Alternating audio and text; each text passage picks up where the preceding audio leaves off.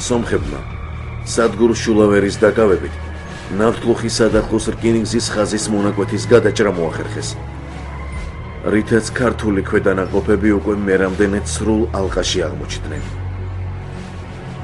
სადახლოს 4500 კაციან ქართულ გარნიზონს სულ მცირე 3500 კაციანი სომხური შენაერთი ებრძოდა. მიუხედავად ასეთი უიმედო ტაქტიკური მდგომარეობისა, ქართულმა ქვედანაყოფებმა რამდენჯერმე მოიგერიეს სომეხთა ძლიერი შეტევა და მტერს უკანას დაახევინეს.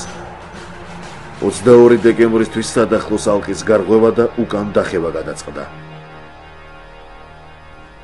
ხოლო უკანასკნელ წუთებში, როდესაც სომხური ავანგარდები მოახლოვდნენ ქართული დაჯგუფების საველე შტაბს, გენერალ წულუკიძის მიერ გაცემული იქნა ბრძანება სადახლოს დატოვებისა და ალყის გარღვევის. ცალსახად აღსანიშნავია, რომ ეს არ იყო პანიკური განდახევა ან გაქცევა.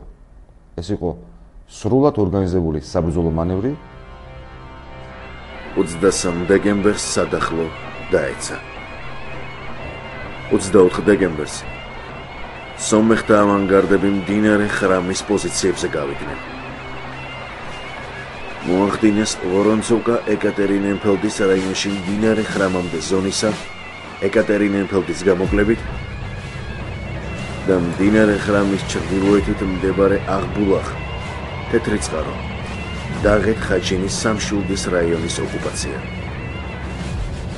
საქართველოს დედაქალაქს რეალური საფრთხე დაემუქრა.